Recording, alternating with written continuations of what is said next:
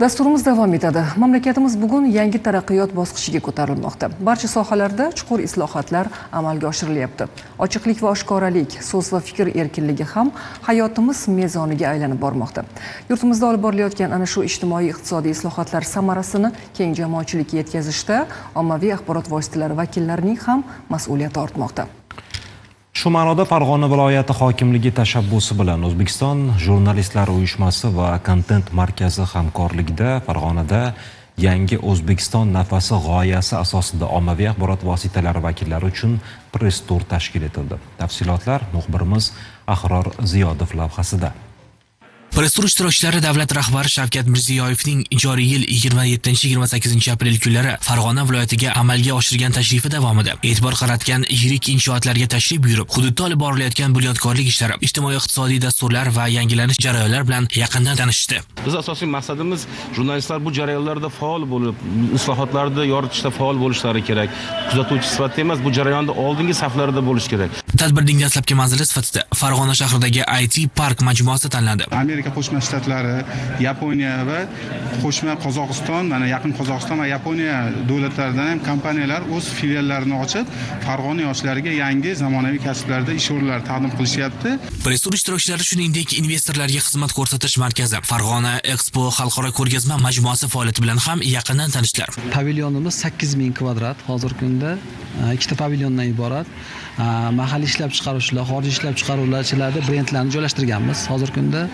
Ommaviy axborot vositalari vakillari mamlakat prezidenti tashrif buyurgan Quvasoy shahridagi keramogranit ishlab chiqaruvchi korxonada ham bo'ldilar. Korxonada ishlab chiqarish jarayonida asosan mahalliy xomashyodan keng foydalanilib, uning ulushi qariyb 97% ni tashkil etadi. Bu mahsulot 2025-yilda O'zbekistonga 45 million dollarlik import bo'lgan.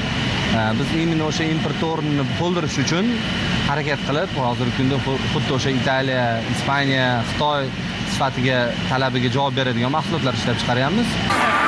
Mehmonlar dastur doirasida birinchi o'zbek romanchisi Abdulla Qodiriy qalamiga mansub o'tgan kunlar asarida tasvirlangan tarixiy muhit bilan yaqindan tanishish imkoniyatiga ega bo'ldilar. Ular roman qahramonlaridan biri Iqtidor Mirzakarimboyning hovlisi sifatida qayta yaratilgan me'moriy majmuani ko'zdan kechirdilar. Ushbu hovli an'anaviy milliy uslubda bunyod etilgan bo'lib, o'sha davrga xos turmush tarzi, xonadon tuzilishi va ijtimoiy muhitni aks ettiruvchi detallar bilan boyitilgan. Bu nimani belgisi? Bu o'sha tarixga bo'lgan hurmatni uyg'otish, eng avvalo yoshlarda.